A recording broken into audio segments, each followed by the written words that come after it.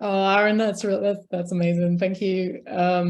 Yeah, this book, it's about my friend Sean Bonney. Everybody sort of has heard of Sean Bonney. We used to hang out in Berlin.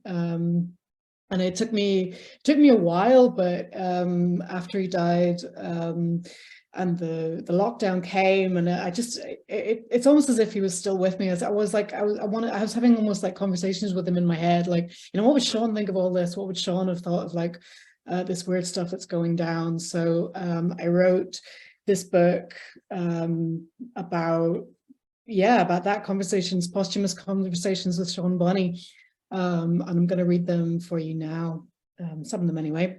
This one's number one. This is 4 a.m. poem for Sean. I wrote this the night that we heard that he died.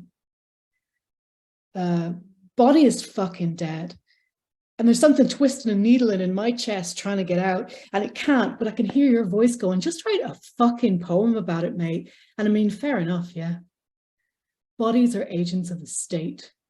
Being in a body is like sticking a cat in a rucksack. It's uncomfortable and dangerous, and it's temporary. Bodies are prone to the consumption of massive amounts of amphetamines. Bodies are like poems, are like Tudor houses with snake-eyed priests jammed into all the cubbyholes, ready to take you down in the final reel. Cops more like, you'd say. Same difference, I say. Bodies fucking die, and that is not a fucking metaphor. It's 3:30 a.m. on I forget what day, and London and Berlin and Athens have been burning out the stars for you all night. And if any of these fickle suns ever rise again above Kreuzberg, it'll be over an altar all covered in ash. Wait a second, what movie is this again? Is it the one where the mirrors have stolen all the words and we're all just mouthing at each other like a telly with the sound off, and the pale inside priests are busy hacking their way outwards to the skin with their long nails that are actually blades, that are actually, self-loathing or whatever psychic downer our subconscious vomited up today from the pits of the human condition? Dylan is good, you used to say, ignoring the bloody priest fingernails sticking out all over us and waving. He's not, I would say. I don't know why.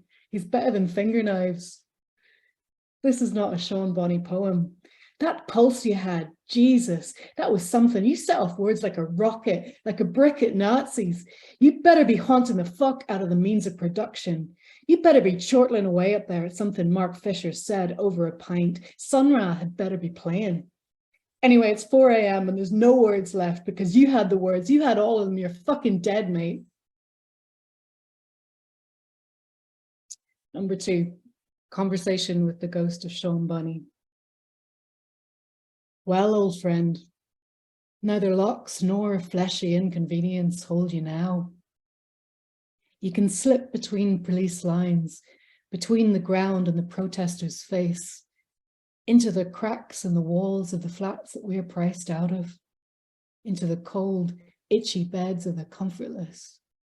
Or here, I guess. I welcome your transparent interruptions. You may peep and glimmer away. I have been a champion of the incarnate condition, but current miseries challenge my best efforts. We're all moving further and further apart.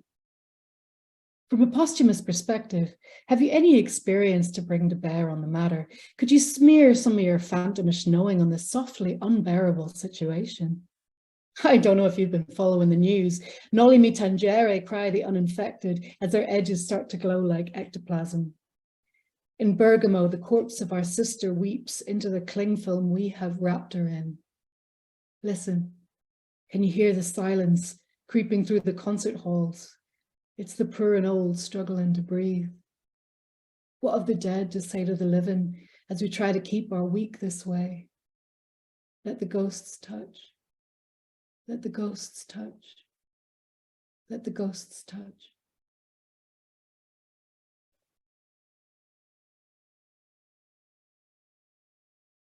Number 3, Berlin, November. I was just sitting here thinking about you and how from a certain perspective, society is nothing but the interaction of planes of power. Although that's the kind of perspective that can kill us, and in particular you. And I was wondering which of the spirits of the dead appeared to you as you lay there, breaking down the borders inside your body in a cascading revolution against the material conditions of being alive, and what secrets they let you in on, considering you were close to a spirit yourself. You were a fine-boned ear pricked to the hum of the other world. I imagine them clustering around you, or settling perhaps. I like to think of the dead, gently sinking down on top of each other as in the formation of sedimentary rock, piled on one another and on you until you were covered in soft dead like snow. Down here, we are still debating how many cups you can balance on the head of a pin and the horrible technologies of the master's house. I wonder if there are ghost cops and ghost fascists and sickeningly brutal ghost methods of annihilating resistance to the concept that what is has been since the beginning and ever shall be, and that the act of imagining a world where things are otherwise, where things are okay, where we're all looked after, is anything other than sacred, utter observance. I hope not. I hope it's light and loose where you are. I hope music is something you can hold. Berlin is PTSD. It's a conversation overheard between a junkie and a haunted doll that appears in the corner of his room at night. What does it fucking want? The city has a bomb site texture, like breathing air that just now had a scream in it. I always knew which of my lovers would be the first to die. Our soft bodies know all the pain the place towards themselves, like little sensate pots of nerve endings that we are.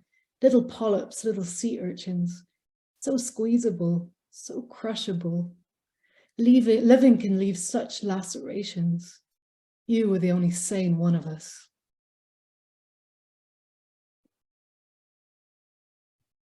Sean actually, he told me that he stayed in an apartment in Berlin at one point, and there was a ghost, and it appeared to him like a sort of a doll that came and like stood and looked over him while he was sleeping, and he would wake up and just this sort of doll-like creature was looking at him. So yeah, that's original Bonney, that experience. It's a lot of ghosts in Berlin. It's a lot of ghosts in Berlin. This is number 4. This is called Sticking Around. It's not the leaving, it's the staying gone. Daylight returns every morning for another encore. I've been in my right mind for 92. Twitter says, learn to say no to things that stand in the way of life.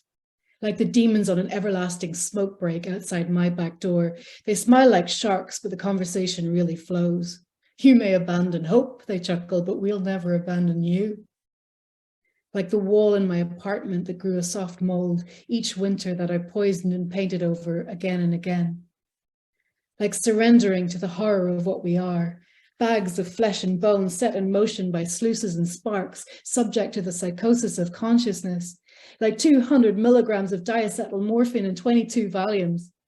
Is that a lot? I asked. Also, what is it like? Bliss, you said. Sunrise on Venus, an orgasm in the blood. 5 days you were gone that time. It wasn't the leaving though, was it? It was the staying gone. Because by God, the dead have plenty to say, and they're everywhere, withering away like sparrows. Like refusing to listen to the chattering dead. Put away that Ouija board, go haunt your own house. Twitter says, learn to say yes to things that support life. Like my girl M tattooing her own arm with a needle, no one was more present than she was then, stitched to the indelible now. Like using cunt in a poem, then taking it out, then putting it back in when you said I was being silly. Like, I'm sorry, this is beyond me, you need professional help, in a voice as gentle as my cat's tongue on my wrist. Like my neighbor playing the piano by Michael Nyman as I lay here every day for 2 months until she could do it without mistakes. I'm proud of her. Listen, you naysayers, you sibilant haunts, I've read Fred Moten. I know sitting in the sunlight on this patch of grass, or rubbing this tattoo that reminds me of LA, or eating strawberries until I'm sick, or playing some banger by the fall over and over is not decolonial praxis. But Adrienne Marie Brown says, if we refuse to settle for suffering, pleasure can be radical, and shouldn't freedom feel like bliss? Well, it's nothing to smack, I'm sure. Sorry, that came off kind of bitter. I'm just tired of losing mentors, friends I loved. I'm aware the joys of my white body won't make up for the innumerable hair fractures suffered by the heart, nor capitalism. But your meandering deaths were no help either. I know what it is to see monsters in the sky, the wasteland of our colonial inheritance spread out as far as the eye can see, dotted with charred and bloody piles. I too am veined through with vision that grasps for words. I've taken a running jump past sanity, and I'm still here, filling this page with lines that maybe someone somewhere will read, and know that even so you can hunker down if you want to, and you can write and, same thing, survive.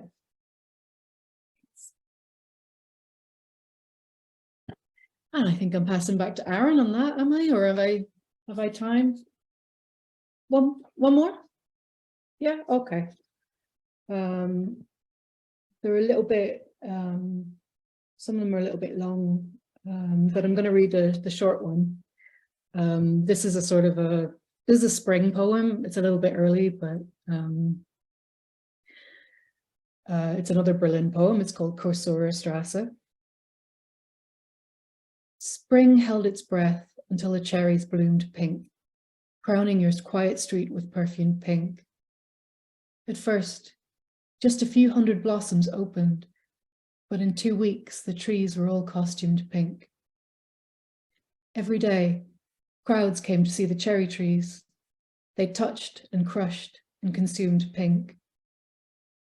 Girls came in sundresses bursting with summer. Brides posed in front of the doomed pink.